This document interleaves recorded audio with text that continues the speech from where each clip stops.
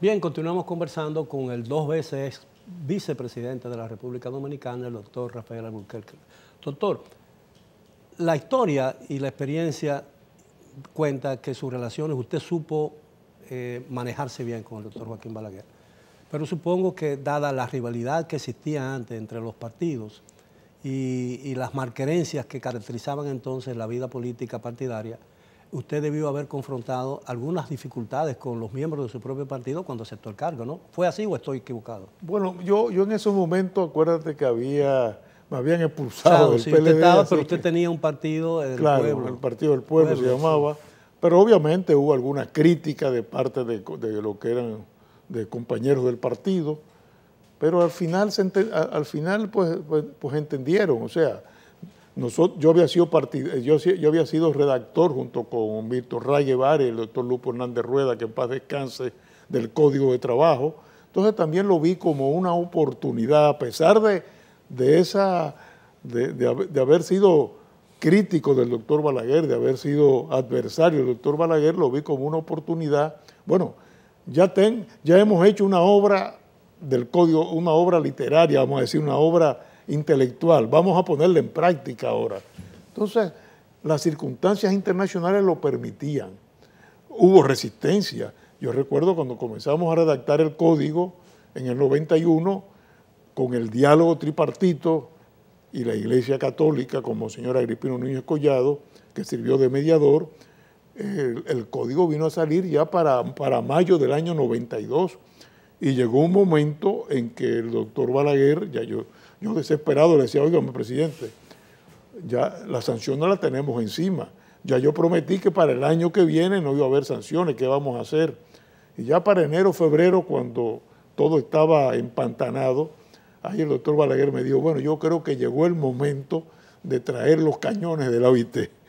Y entonces invitamos técnicos de la OIT que vinieron al país, hablaron con los sectores y le hicieron ver al sector empresarial que se necesitaba un código que pudiera responder a las normas internacionales. ¿Y ese código que está vigente todavía sirve, se adecúa a los cambios que esta sociedad en el campo laboral ha tenido a través del tiempo? Mira, yo creo que nada es permanente, inmutable, ¿no? Sí, claro. Las cosas tienen que cambiar.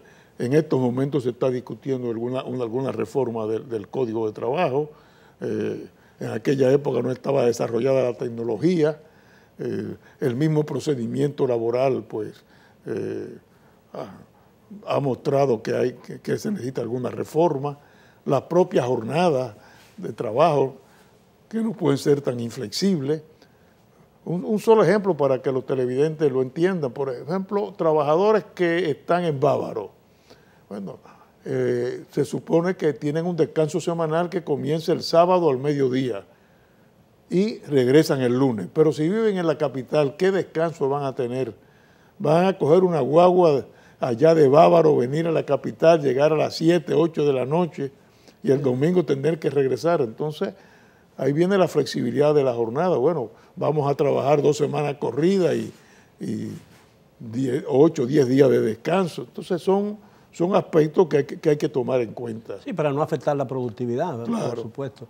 Doctor, pero pienso que examinando revisando, pasando una revista a su vida política, pienso que quizás uno de los momentos más difíciles que usted confrontó fue cuando fue purgado del Partido Revolucionario, el Partido de la Liberación Dominicana entonces, ¿no? Primero del Partido Revolucionario Dominicano, que usted llegó a ser su secretario general.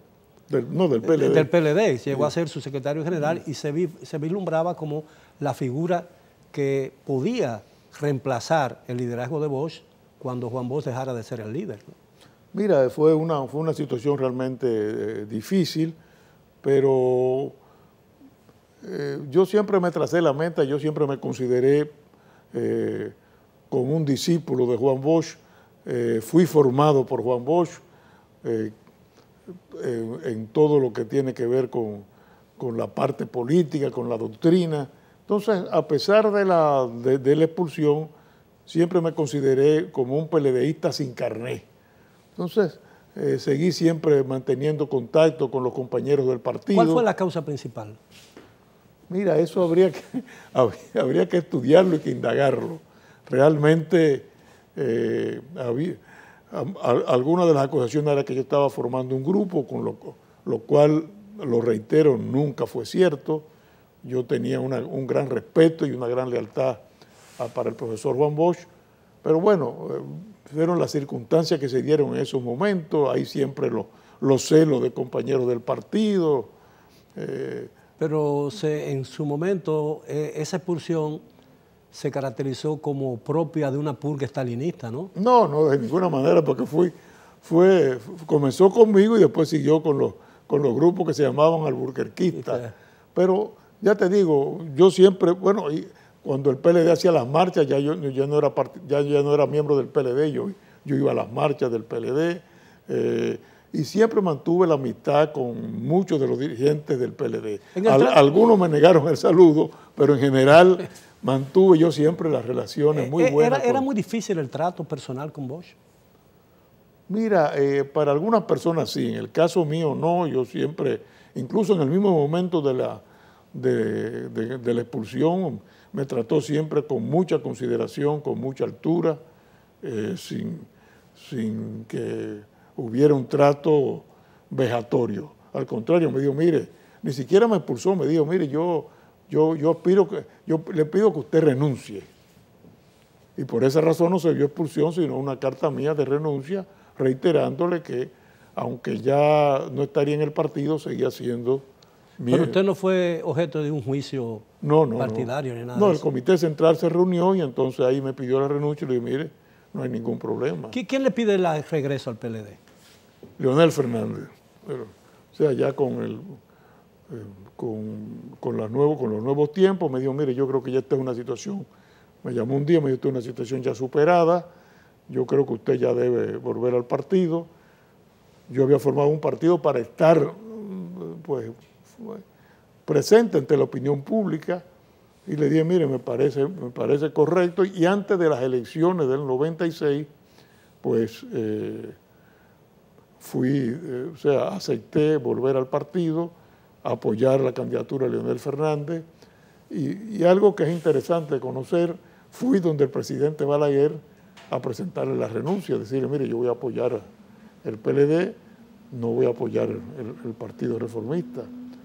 Y me dijo, mire, ya yo estoy terminando mi carrera política, si usted renuncia se va a ver como que están abandonando el barco, ya en el momento de terminar yo mi carrera. Y así mismo me dijo con esta palabra, retire la renuncia y permita que yo lo reemplace. ¿Y usted lo hizo? Lo hice, digo, ¿cómo no, presidente? Sí, y efectivamente. ¿Su trato con Balaguer era frecuente mientras ejercía? Sí, era muy frecuente. ¿Qué opinión se lleva usted de Balaguer? ¿Y qué opinión tiene de Bosch? ¿Eran muy parecidos o eran gente...? No, eran temperamentos eran temperamentos distintos, estilos diferentes. El doctor Balaguer controlaba mucho sus expresiones, sus palabras, casi no hablaba, sí. Simplemente un sí o un no, mientras que don Juan ya era mucho más expresivo. Y obviamente, de lo que te decía ahorita, yo fui formado por Juan Bosch. Yo a Juan Bosch lo conocí en 1961, cuando fuimos a Costa Rica, al Instituto de Ciencias Políticas. Y ahí lo conocí y desde ese momento, bueno, yo diría que influyó grandemente en mi formación política. A pesar de que fue un hombre muy denostado, después se le reconoció su papel en la vida política nacional. Incluso el Congreso de la República llegó, ya fuera del poder, a considerarlo como padre de la democracia dominicana. Usted, en su trato con Balaguer y en su trato con Juan Bosch, ¿cuáles fueron las características personales de ambos que usted más aprecia o que usted considera que tienen más valor o que tenían más fundamento en ese momento? Mira, para mí, en el caso de Juan Bosch, el ser maestro. Siempre fue maestro, siempre fue un preocupado por enseñarle a una persona cualquier error. Mire, esto no se hace así, esto se hace de esta forma, no diga esto, usted lo puede plantear tal cosa, léase tal libro. O sea, siempre para mí fue un maestro. En el caso del doctor Balaguer ya lo conocí como estadista, no como líder político, como estadista. Bueno, y el trato fundamental era el trato de cómo resolver los problemas laborales, cómo resolver los problemas que se planteaban en el Ministerio de Trabajo. Entonces era un trato mucho más oficial, un trato más de gobierno que el trato personal que yo tuve con el profesor Juan Bosch. Usted está retirado de la política, ¿no? En el sentido de que usted piensa regresar o piensa postularse para algún cargo, piensa seguir desempeñando funciones. No, yo soy miembro del comité político del PLD, sigo activo en el PLD, sigo trabajando en el PLD, pero creo que primero hay nuevas generaciones que hay que irle dando paso, y con la experiencia que tengo ya de tantos años, pues yo creo que mi papel es precisamente aportar esa experiencia y contribuir a que el Partido de la Liberación Dominicana siga pues, en el gobierno, siga dirigiendo la cosa pública. A John Adams. Yo sé que hay problemas, no vamos a hablar de eso ahora, yo sé que hay problemas, pero lo importante es que se mantenga la unidad del partido para que con el Partido Unido podamos seguir en el poder. A John Adams, el segundo presidente de los Estados Unidos y vicepresidente de la República por 2 periodos durante la administración de George Washington, se le atribuye haber dicho que la vicepresidencia era la más, no voy a decir estúpida, pero la más, diría yo, insignificante posición pública. Anodina posición. Sí, anodina posición. ¿Usted lo considera así? Mira, si te vas a una aplicación literal de la Constitución, el vicepresidente de la República no es más que una goma de repuesto. Está bueno. Una goma de repuesto. Entonces, va a depender del presidente y de la confianza que tenga el presidente. Porque el presidente te puede o no te puede atribuir funciones. Si no te atribuye funciones, bueno, pues es una figura decorativa. Si te atribuye funciones, que fue el caso mío, entonces, bueno, ya tú tienes una actividad, pues una actividad no solamente cotidiana, sino también bien pesada que tiene que llevar a cabo. Yo tenía a cargo el Gabinete de Políticas Sociales. Entonces, no solamente era la función del programa Solidaridad, tenía que coordinar con los ministerios de Trabajo, con los ministerios de Salud, y luego también va a depender mucho de la confianza del presidente. Si tienes confianza con el presidente, bueno, incluso ejerce la presidencia de la República, porque cuando el presidente, por ejemplo, de la República salía del país, yo no tenía que consultar, yo recibía los informes que él recibía como presidente, yo tomaba las decisiones que consideraba oportunas. Por supuesto, cuando él regresaba, mire, presidente, pasó esto y tomé tal decisiones. Pero había la confianza suficiente para él irse tranquilo y saber que las decisiones que yo estaba tomando, si él hubiera estado aquí, lo hubiera tomado también. Mucha gente cree que la vicepresidencia, a pesar de que es casi una función decorativa, si el presidente no le atribuye funciones especiales a un presidente, es el último escalón para llegar a la presidencia de la República. No es verdad. Pero aquí en nuestro país se da el caso de que ningún expresidente, ningún vicepresidente ha alcanzado la presidencia de la República. Es así. ¿Por qué razón? Con excepción de Jacobo. De Jacobo, bueno, pero fue por una cosa muy circunstancial. Por una circunstancia así accidental. Sí, esas son de las situaciones que se dan, que habría que analizar por qué razón. Pero la verdad es que han sido los presidentes, han provenido de otras funciones o de ninguna función. Sí. Doctor, por último, ¿no siente usted nostalgia de la política, de estar en el gobierno, de estar cada día inmerso en la situación, en la dinámica de una sociedad como la nuestra? Porque usted está prácticamente en retiro ahora, mientras no desempeñe ninguna otra función pública.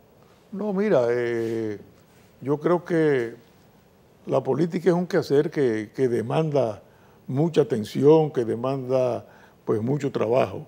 Y el hecho de no estar en el gobierno, como el caso mío, después de haber pasado 8 años por la vicepresidencia, no significa que uno permanezca inactivo. Uno tiene que estar no solamente activo, tiene que estar al día, tiene que estar conociendo lo que está pasando en el mundo, leyendo, tomando decisiones, yendo a reuniones, conversando con los compañeros y las compañeras. Siempre es un quehacer realmente muy demandante. Es muy fácil verlo desde fuera, tanto si estás en función de gobierno como si no estás en función de gobierno. Digo, siempre y cuando quieras ejercer la política en una forma seria. Porque si lo que quieres es sencillamente pasar por la política para hacer negocio, esa es otra cosa. No es muy ríspida la actividad entre los partidos. Parecería a veces que llevamos en el corazón la semilla de la guerra civil, ¿no?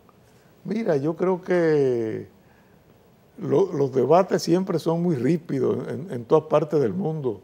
Si tú prendes la televisión en el canal español, vas a ver sí, los debates en el Parlamento español, yo creo que son encarnizados. Sí, ¿no? mucho más crispados que los que se dan en el Congreso Nacional. Pero de mucho más nivel, ¿no? Sí, por supuesto. Doctor, bueno, me alegro muchísimo haber tenido la oportunidad de compartir este momento con usted. Le deseo que pase buen fin de semana. Hoy es jueves todavía, pero supongo que su fin de semana debe ser largo. Muchas gracias. Gracias a usted, fue un placer. Muchas gracias. Bueno. Ha sido todo por hoy. Gracias por su atención. Le deseamos que tengan una feliz noche y nos vemos mañana a la hora acostumbrada. Hasta entonces.